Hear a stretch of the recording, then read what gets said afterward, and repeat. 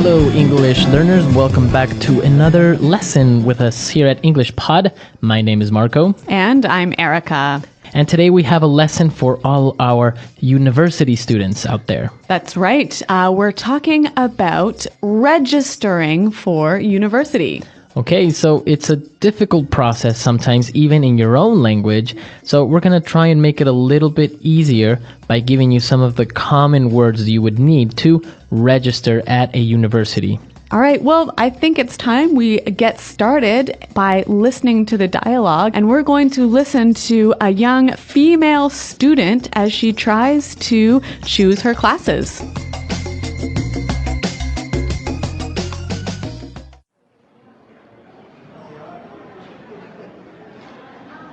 Excuse me, is this where I register? I'd like to sign up for my courses for next semester.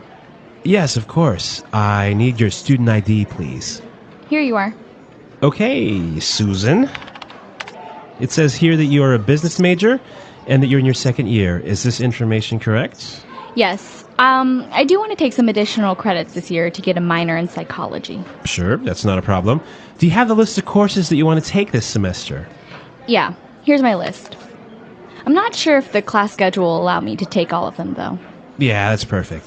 What about the subjects for your minor? Oh yeah, I almost forgot. I need to take fundamental linguistics, consumer psychology, and neuroanatomy. Wow, you're going to be busy this semester. Okay, here you go. You're registered now. You have to make your first tuition payment before classes start.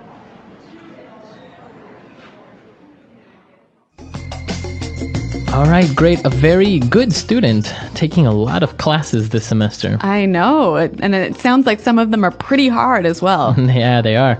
Well, she used some of those very common phrases that we would need when we are registering at university. So let's take a look at them now in Language Takeaway. Language takeaway. Okay, so the first thing, I think we need to deal with this word to register.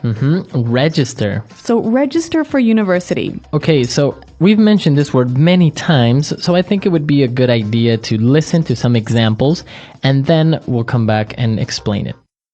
Example 1. I registered to attend the conference on international trade this month. Example 2. It is your obligation as a good citizen to register to vote. Example 3. It is necessary to register on our website before joining the conference. So when you register for something, you put your name down on a list, right? So in this case, when you register for university, you officially put your name on the list of students in that course. Okay, so you can register for university. What else can you register for? Register for a class. You can even register to vote. Okay, so register. Now, she was registering for her classes, and we saw these words that we know already, but it's a good idea to take a look at them. We heard that she is a business major. So a major. A major. A business major. And what is your major? The major is the major area that you study, the most important area that you study. The area where you are specialized. Yeah, the area that you focus on. Okay. Now, we heard another one that's called a minor. So this is another area that you study, but it is less important than your major. Okay, so major and your minor. So let's give an example. Imagine you must take 100 classes to graduate from university. Maybe you have to take 50 for your major and maybe 30 for your minor. Okay, very good. And now on your degree, on your title, does it say what is your major and minor? Well, I think it depends on the university, but in my case, yes. Okay, very good. So major and minor. Yep. Now, related to this and what you were saying about your classes, it takes us to our next word, which is credits. Credits. Credits. Credits. Now, this is easily confused with classes sometimes. That's right. Well, a credit is kind of a point. So Like maybe, so in university, you need a certain number of credits or points to graduate. Okay. So suppose you need 100 credits to graduate. So that's not 100 courses because each course might be worth 4 or 6 or 8 credits, depending on how important it is. Very good. So maybe the classes that are part of your major will have more credits. All right. Very good. So, and now we have our last word in this dialogue, and it was tuition. Tuition. She had to pay her tuition. So tuition is the money that you must pay for education. Okay, only for education. That's right. So university tuition, private school tuition, or even language course tuition. Okay, so a tuition is the money you must pay for school only. Yep. So we've seen a lot of great words used for registering at university. So I think it's time to listen to the dialogue for the second time a little bit slower, and then we'll come back and take a look at some phrases.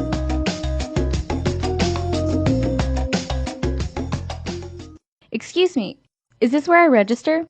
I'd like to sign up for my courses for next semester. Yes, of course. I need your student ID, please. Here you are. Okay, Susan. It says here that you are a business major and that you're in your second year. Is this information correct? Yes. I do want to take some additional credits this year to get a minor in psychology. Sure, that's not a problem. Do you have the list of courses that you want to take this semester? Yeah, here's my list.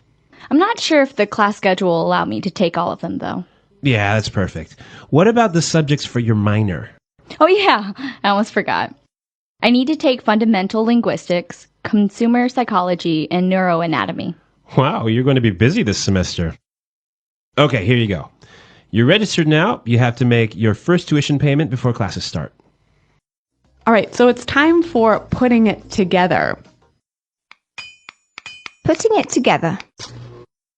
And we're going to look at some phrases here that we can use to talk about education and university, and we can use them in different ways. All right, and our first phrase is actually very similar to register. To sign up for something. Okay, I want to sign up for. I'd like to sign up for my courses. I think it would be a good idea if we listen to some examples of how we can use this phrase. Example 1. I signed up for a 1-year gym membership. Example 2. If you want to assist our meeting, you need to sign up first. Example 3. I hate signing up for things online because they just send you spam emails. Okay, so I can see that to sign up for something is to agree to take part in it. Okay, so it's a little bit more informal than register. Yeah, exactly. Less formal. All right. So moving on to our second phrase. This is very important because it's often used improperly, right? Yeah, people often make mistakes with this phrase. All right, so let's look at this phrase, second year. So she is in her second year. Now, it seems very simple, so why are we explaining this? Well, it often gets confused with grade. So when we talk about university, we talk about first year, second year, third year, fourth year. We cannot say grade 1, grade 2, grade 3, grade 4. Or year 1, year 2. No, it's always first year, second year, third year, fourth year. Okay, very good. Or last year. Yeah, last year. My last year of college. Exactly. Very good. So now you know how you can explain to someone what year of college or university you're in. Yes, that's right. Very good. And we have one more phrase to you, and it was when she was getting her class schedule. So class schedule. Class schedule. Now, a schedule is the list of things you do at what time. Right, so it's the timetable of your day or your week. Yep. All right. And your class schedule will say all the classes that you have and what time they're at. So what other types of schedules can we have? You also have maybe a gym schedule. That's right. Or even a work schedule. Right. So we have different types of schedules and you can use it depending on what you are doing. Those are all the phrases we have for putting it together today. And now let's listen to the dialogue for the last time and then we'll come back.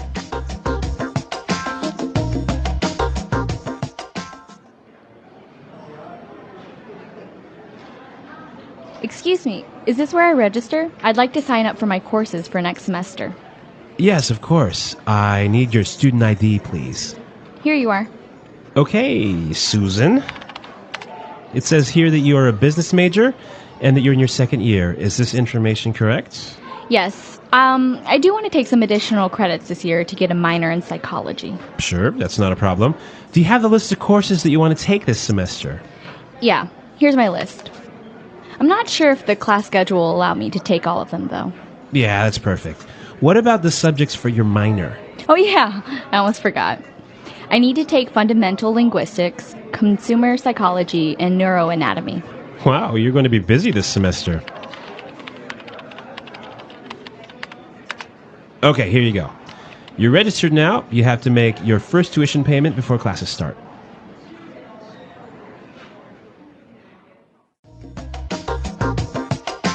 All right, so we were talking about second year, first year, third year, etc. Yep. Now, there are also other names that we give to each year, both for high school and university. And I think this is only for America, like in the United States. We don't do this in Canada, and I always get so confused. So, Marco, what is the name you give to first-year students? Okay, so first year students are called freshmen Okay, because they're fresh. because they're fresh. Yeah. Yeah, they just came from middle school, they just came from high school. All right, and what about the second-year students? They're called sophomores. Okay, because they're soft? Soft. No, well, it's not soft, it's sophomore, like Ah. SOPH. Sophomore. Sophomore. And then third year students are called juniors. Okay, because they're almost it's like junior manager. Exactly. Yeah. Because then last year students are called seniors. Huh. So So- they're the oldest guys in the school. Exactly. So you can say, yeah, I'm a sophomore at Arizona State University. Okay, so we only use this in America, though, right? Yes, it's very and not only for university but also for high school. Okay. All right, guys, that's all the time we have for today. I hope you enjoyed this lesson, and if you have any questions or comments, or you want to share with us your experiences in high school or university, please come to the website at englishpod.com. That's right. So Marco and I are there to answer your questions. And until next time, thanks for listening and goodbye. Bye.